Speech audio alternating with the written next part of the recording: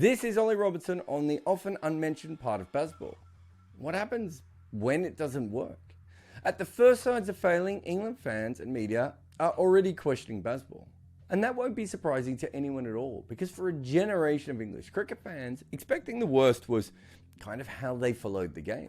The 1980s saw a team that invented the sport slide into almost complete irrelevance at times, while their media was really worried about the West Indies. By the 1990s, they were the lowest ranked test team in the world, and after the 92 World Cup final, they disappeared almost entirely from the white ball conversation. If England were great at cricket, at that point, it was tough to see any proof. They actually started to build up pretty nicely in the early 2000s, and that culminated in the 05 Ashes. What an incredible win that was. But it's hard to take it seriously when they celebrated a single victory so hard, and they still got absolutely pulverized in the following Ashes. They did win the 2010 T20 World Cup, but few thought of that as a real tournament at that point, and also Pakistan had won it like 15 minutes earlier. From 2011 to 2013 in Tests, they were probably the world's best team, but it wasn't a very long period as good as they were, and South Africa were pretty good around that same time as well. In 2016, you certainly got the idea that they were building something quite special in white ball cricket. But remember, they lose to Carlos Brathwaite that year, and then in the following year to Pakistan in the semi-finals of the Champions Trophy. It really isn't until 2019 that England finally get to the top of ODIs. But even then, there are overthrows and boundary countbacks. I think as far as everyone was concerned, it was probably only by winning last year's T20 World Cup that they were thought of as unquestionably the best white ball team in the world, outside of, a few of our nerd spaces. So that means that for a generation of people over the age of 35, England cricket has meant misery. And then you drop Bazball onto this. And Barney Ronay has just written a piece about the cult-like nature of it. That is hard to argue. From a fan or even a team perspective, it already feels like this is another part of the ongoing culture wars. The England players have become just angry blue ticks from Twitter who are paying to say things that perhaps, you should keep to yourself. The latest article by Ollie Robinson for Wisden is just a remarkable piece of cricket media. It is absolutely incredible that ECB allowed this piece to go public. And from sniffing around, I'm not actually sure if anyone at the ECB actually saw it before it went out. Who needs proofreading in the age of Bazball? So this is Robinson's recollection of what McCullum said. Remember that McCullum said this privately. And what you say to your team is more about firing up the players for the next game than anything else. And usually, those comments don't make it outside the change room. Except that Robinson has now said all of this publicly. So I'm not really sure if the ECB saw it and thought, well, this is how we feel, or Robinson just went rogue. But look at the language of this. We played all the cricket in the game. What? Is Bazball suddenly the only kind of cricket anyone's allowed to play? Khawaja, Lyon and Cummins played an awful lot of cricket in this match. It was Lyon and Cummins with the ball that meant that England failed to set Australia enough runs. I mean, it's hard to say that England was playing all the cricket in that third innings. They struggled in two different periods and were saved by their tail. And Australia were defensive. It is hard to argue that. But they are also just a more defensive team. Did England think that everyone had been watching Bazball on the telly and decided to be more aggressive? Like, teams are still going to play to their particular strengths. That is what Australia do. And considering they won the World Test Championship and now this test, you'd have to say that while it's not as exciting as what Bazball is, it's working really well. Here is my cool bullshit moment. England often take the aggressive option. That's absolutely undeniable. And in fact, they might already be the most attacking team we've ever seen consistently in Test cricket. But they also had 7 fielders on the boundary for Pat Cummins. They allowed him to get a single off the last ball of the over without bringing anyone in. Aggressive my ass. They completely lost the plot and they went full Alistair Cook captain style defensive mode. I think this is very fair. England do push very hard for results. They forced wins in Pakistan that no normal style of Test cricket would have got done. They also have lost 2 of the last 3 matches by pushing so hard. The declaration on day 1 against Australia is fresh on everyone's mind. But what about the test at the Basin? England declared on 435 with 2 wickets left as well. Jack Leach was batting with Joe Root, and England again could have put on some more runs. But to make a statement, they declared just before lunch. That time, it actually worked. The Kiwis lost 2 wickets and collapsed in that first innings. But it was still a fairly flat pitch. However, because England wanted to push the game and be more attacking, they decided to enforce the follow-on. And New Zealand didn't fail in the second inning. They actually outscored England's declared first innings total. And in the end, we had a classic match in which New Zealand would win by a run. But that game would not have been lost by England had they played normally. And look at what Robinson said they want to do. Absolutely fine.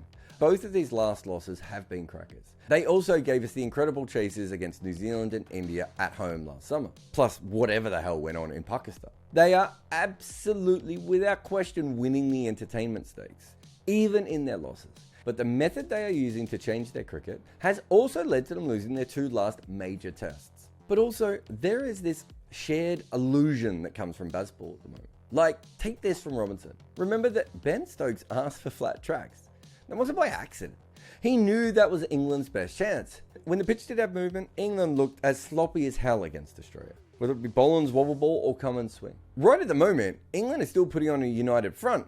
But when you actually read between the lines a little bit, or just actually read the headlines, their bowlers are saying one thing and their batters are saying another, because all the England teamers were unhappy with that wicket. So shouldn't that mean that they are equally unhappy with the curator who made it a bit too slow, but also the captain who asked for it to be that flat? The good news is that it's nothing that cannot be fixed by England simply attacking a little bit more. Of course, England didn't lose this test by failing to attack. They lost 5 wickets for 176 runs in the first innings, and they were 150 for 5 in the second. Both times they were scoring at around 4.5 runs and over. What about in the field, where they had way more catches against Australia, and certainly tried a lot more inventive fields? They lost this game because they never really shook Australia off.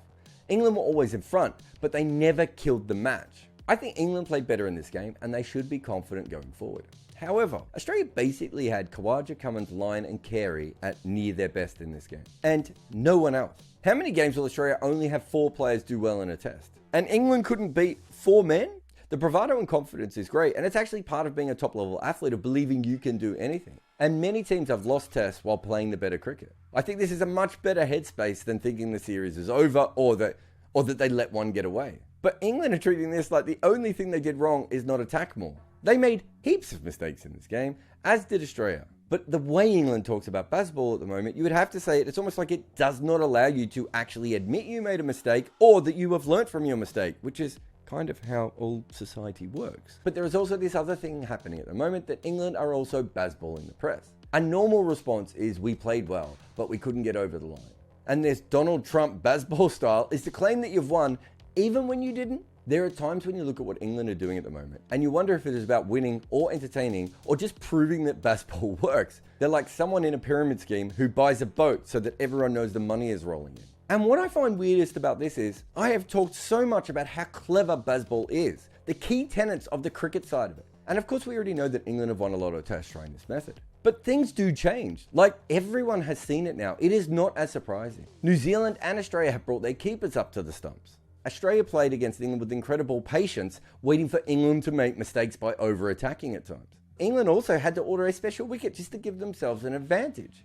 And England are not idiots. This is a very smart cricket team. They probably deep down know all of that. And so it turns out that their response to that is to believe even harder. And then you start to think about some of the other comments you've heard. Like, remember that Stuart Broad has already voided the last Ashes. I will never understand that. I would never understand why he thinks that, let alone why he would say that out loud. I mean, at the moment, I think if you close your eyes hard enough, nothing before Bazball even exists at all, and England are the only team actually playing cricket. Like, Zach Crawley said this, and I'd like to think I'm in a position where I understand this. For instance, Glenn McGrath's logic of always saying Australia would win 5-0 was pretty sound. As a player involved in the series, what he was saying is, which one should I say our team is going to lose? But there's something even more, and so from that perspective, what Crawley said is absolutely perfectly fine. But there's something kind of off about what he said. He said they were going to win by 150 runs. What? How does he even know that England are going to bat first? Couldn't they bowl first and win by 7 wickets? What Crawley has said is confidence without thought. And I thought Bazball at its best was thought with confidence. The idea that England own the middle of the wicket, that they will destroy your fourth bowler so that you cannot even use them, that they will keep catches in until you make a mistake, and that they will come up with new inventive ways to find wickets even when it doesn't look like anyone's going to come. But Barney Ronay is right. Bazball has gone well beyond just great cricket thoughts and become a cult. At the moment, to question the divine powers of McCullum is suddenly off limits. And don't get me wrong, I've probably written more about Brendan McCullum than anyone outside of the person who wrote his autobiography with him. I am quoted in the autobiography. I thought he's the most fascinating cricketer in the world before he even sort of took over the New Zealand team. And he has now been involved in 2 incredible nation rebuildings. And I think his ability to see strengths in players and roles for players that no one else has seen, while also fostering a system that makes everyone feel comfortable, is absolutely remarkable. But remember that he didn't make Taylor, Williamson, Bolt or Southey play this Bazball style. He picked certain players that he thought it would suit. It was under McCullum that Wagner became Wagner, a cricketer that we had never seen anything like before. McCullum obviously did the exact same thing to himself, and he turned BJ Watling from a failed opener to a middle order blocker as well. And he certainly got New Zealand to buy into the fact that the national team was something that they had to really prioritise. And Bazball has a lot of that as well. I mean, England couldn't bat in red ball cricket, but they could in white. So what if they just tried to take the limited over style to the 5-day game? Some of their players had already experimented with leaving the crease to upset bowlers' lengths. So McCullum said, let's do more of that. They already had plenty of smart bowling options. Why not match that with more extreme and fluid plans? From a cricket point of view, almost all of that makes sense. It may not always work, and we're already seeing counters to it. But the thing is, it shouldn't also be seen as the only method they have at their disposal. England used to be a really good dry bowling team. Why would they give that up? That's still a very handy thing to use. They also used to have a couple more methods rather than just bouncing the tail all the time. And you don't have to declare your first innings every time. What appears to have happened from the outside is that every single idea McCullum has, and remember, most of those are very sound, is currently being met with another leader who has the same gravitas and, penchant for violence in Ben Stokes. To sum it up, from outside the change room at the moment, it would appear like they are missing something. A Mike Hesson or Gary Stead. Maybe even a Ross Taylor or Kane Williamson. Just another adult in the room going, are we just doing this to do it? Or are we doing it because we think it's the best thing to do? Because at the moment, it feels like Bazball is an experiment about how far they can push Bazball. At the moment, it's a little bit like, can we play test cricket naked while snorting lines of cocaine? And that isn't what it was supposed to be. I mean, look at Robinson talking about the mood in the change room. They declared on day one, leaving anywhere from 10 to 50 runs on the shelf. They attacked hard in the second innings until it was their tail that actually had to give them something to bowl at. They used 3 medium-fast bowlers to bounce out Travis Head, bowling with shuttlecocks on a powder puff wicket.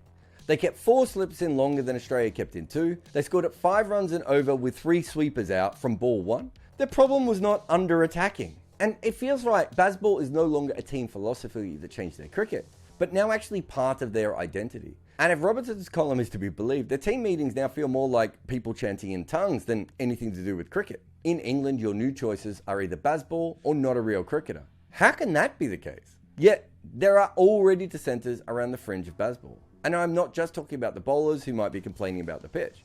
There are plenty of rumours of players struggling to keep up with the new party method of the team. They are partying as hard as they are playing. And you know that the drinking culture stories will start to line up very soon. And knowing the Ashes and how loud the current rumblings are, if England lose or even draw this series, they will start to hit the light of day later this summer. Problem with Bazball as a belief system, as opposed to it as a cricket tactic, is that it requires you not to question it. You could see why everyone would get swept up in it at the start, but eventually, people probably will start to question it, right? Eventually, someone will stop drinking the Bazball aid. The real question is, can this mantra or vibes-based culture survive losses, bad press, and a couple of current players speaking up? I mean, Brendan McCullum could basically fly when he was in the field, but no England coach is going to come out of losing in Ashes particularly well. And the truth is that the Bazball culture doesn't hold up as well when you do look at it in the light. This is from Ronay's piece. We are here to save Test cricket, and we will do this by taking franchise money from December to May, playing golf during the red ball season at home, and by never ever saying a word in public challenging those who run the sport. Nuance is for nerds. Just go out there and whack it and entertain the masses and leave a good-looking corpse. Forget the scorebook. What do the vibes tell you? In McCullum's words, it feels like we've won, lads. As someone who was in the ground, who heard the guttural moan from the Hollies on Brooks' last misfield, it did not at all feel like England had won that game. The English fans were entertained, but not happy. Their faith was tested, but certainly not ruined. This was a lot better than what England was seeing before, and so they'll keep the faith for a little while, especially because this is fun and strange and exhilarating. But English cricket runs on one thing, the Ashes. And for Bazball to be successful right now, England will have to win the Ashes, and not just say they have.